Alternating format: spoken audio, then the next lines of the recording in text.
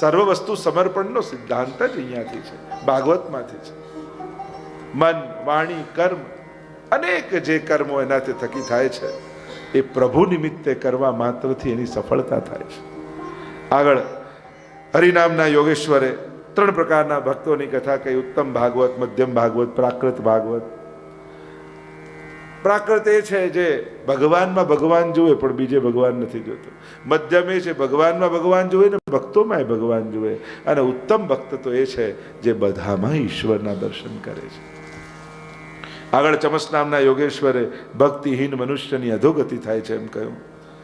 અનેક ઉપદેશો સુંદર રીતે જ્યારે નવ યોગેશ્વરે આપ્યા, નિમિ રાજાનો ઉદ્ધાર થયો અને પરમ ગતિને પ્રાપ્ત થયા. આગળ પ્રભુ સ્વધામ પધારવાની તૈયારી કરી રહ્યા છે. પ્રભાસ ક્ષેત્રમાં પરમાત્મા પધાર્યા છે અને દત્તાત્રેય ભગવાનની કથા કહી છે. જ્યાં જ્યાં ગુણ દેખાયા એને ગુણને ગુરુ રૂપે સ્વીકાર કર્યા દત્તાત્રેય. જો ઘણીવાર ઘણા શિક્ષક હોય, ઘણા ટ્રેનર હોય, ઘણા ગુરુ હોય. શિક્ષક ઘણા હોઈ શકે. જે બુદ્ધિની ભૂખને સંતોષે એ શિક્ષક, અને જે આત્માની ભૂખને સંતોષે એ ગુરુ છે. એટલે શિક્ષક ઘણા હોઈ શકે, પણ ગુરુ તો જે આત્માના કલ્યાણનો ઉપદેશ કરે જ થાય.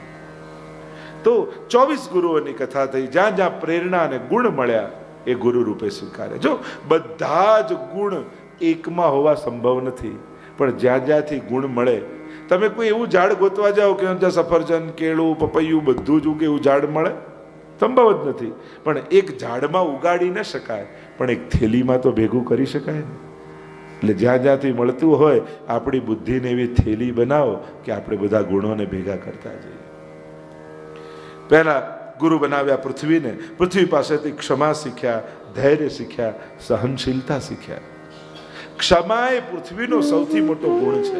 માણસ આ પૃથ્વી પર કેટલા પાપ કરે છે, છતાંય પૃથ્વી રહેવાનો અધિકાર બધાને આપે છે. મનુષ્ય ભક્તે ક્ષમાશીલ બનવું જોઈએ. ક્ષમા કરતા શીખો. અને નહીં કરો તો જૂની જૂની ઘટનાઓથી જીવન ક્યારે મુક્ત જ નહીં થાય. ભાગવત આગળ તમે આજે બેઠા છો, આજ સુધી તમારું કોઈએ કાંઈ પણ બગાડ્યું હોય ને, એ અપમાન કર્યું હોય, આજે ભાગવતની આગળ નક્કી કરો કે જ્યાં હું એને મનથી માફ કરું છું, દિલથી આજે એને માફ કરી, તમે એનાથી મુક્ત થઈ જશો.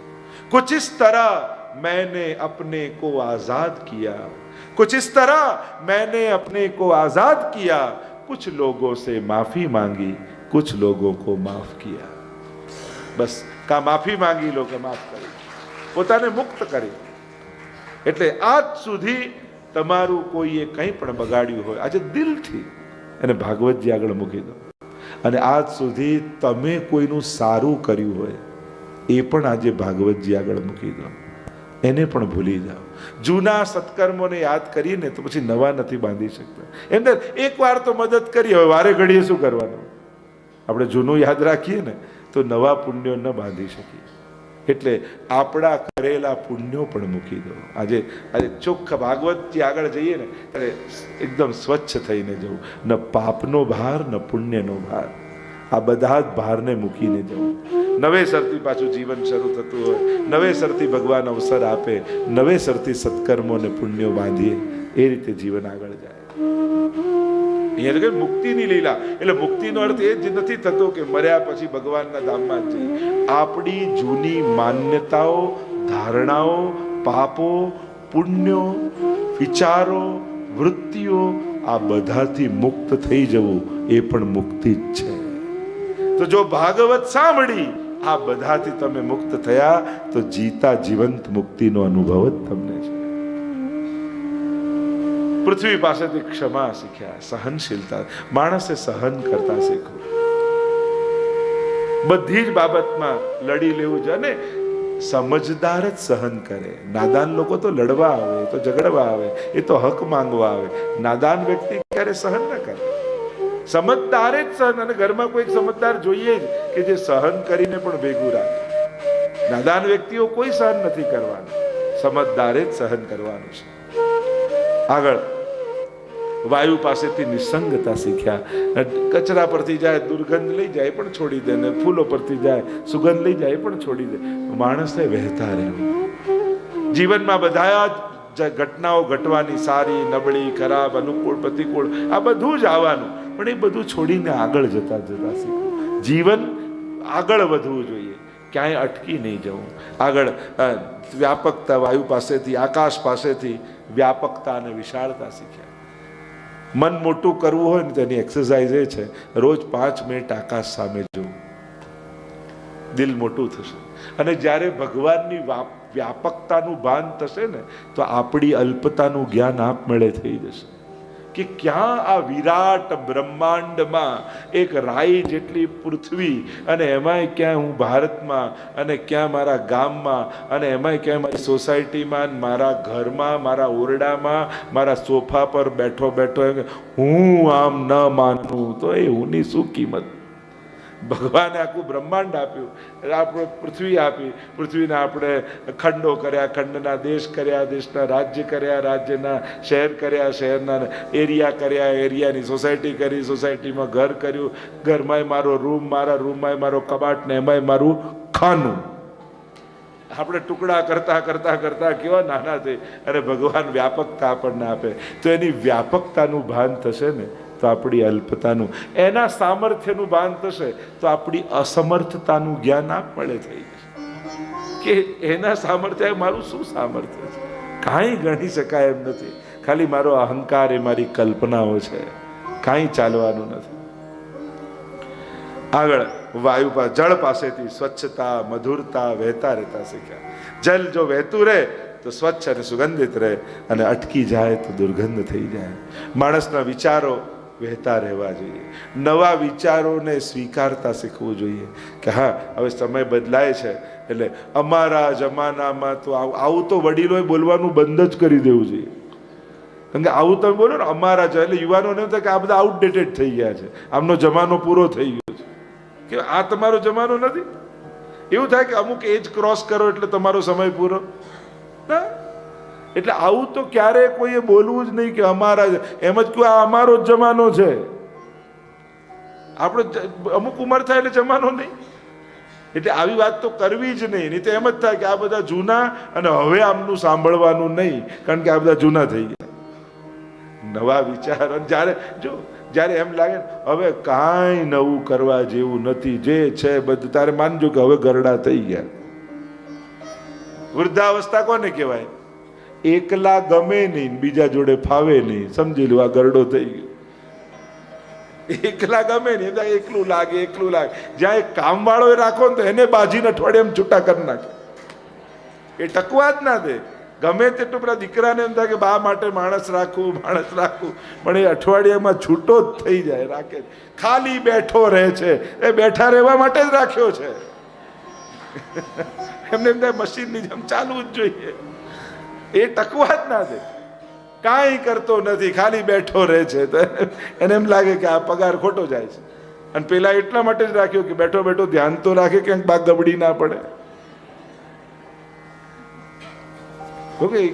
ચાર માજીઓ યાત્રામાં જાય ને, તો એવા બાજી ના આવે ને કે હવે આ 3 જોડે તો જવું જ નહીં. એવું તો મૂળ વાત છે કે માણસનો સ્વભાવ જ્યારે એવો થઈ જાય કે પરિવર્તનની સંભાવનાઓ જેમાં ખતમ થઈ જાય ને, તો માનવું કે હવે માણસ ગરડો થઈ ગયો છે. જેમાં પરિવર્તનની સંભાવના છે. જો એકવાર ભગવાને દેવો બનાવ્યા, માણસ બનાવ્યા, અને દેવોને ચાંદીનો દેહ આપ્યો અને માણસને માટીનો આપ્યો, અને ભગવાને કહ્યું હે માનવ, તું મારું શ્રેષ્ઠ સર્જન છે. માણસ નારાજ થયો કે ચાંદી મોંઘી કે માટી મોંઘી? ચાંદી આ લોકોને આપી અને માટી અમને, તો કે શ્રેષ્ઠ સર્જન આ. ત્યારે ભગવાને દાણા આપ્યા દેવોને ને માણસને, અને કહ્યું કે તમારામાં વાવીને બતાવો.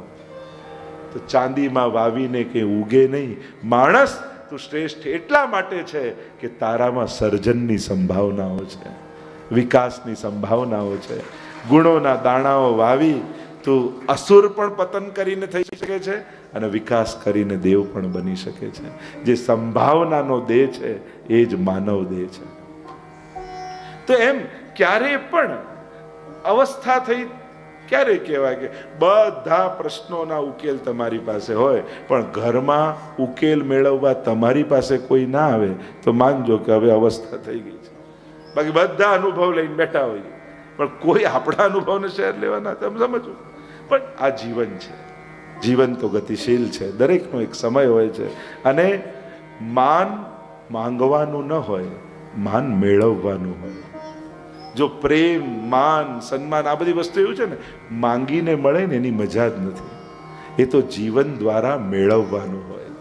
સન્માનનીય બની અને માન મેળવવાનું હોય, પ્રેમાસ્પદ બની અને પ્રેમ પ્રાપ્ત કરવાનો હોય. આની માંગણી ના હોય. મને માન આપો, મને માન આપો, એ માન આપીને માંગીને કોઈને મળ્યું નથી. જીવન દ્વારા એવું જીવવું પડે કે સન્માનનીય થઈએ.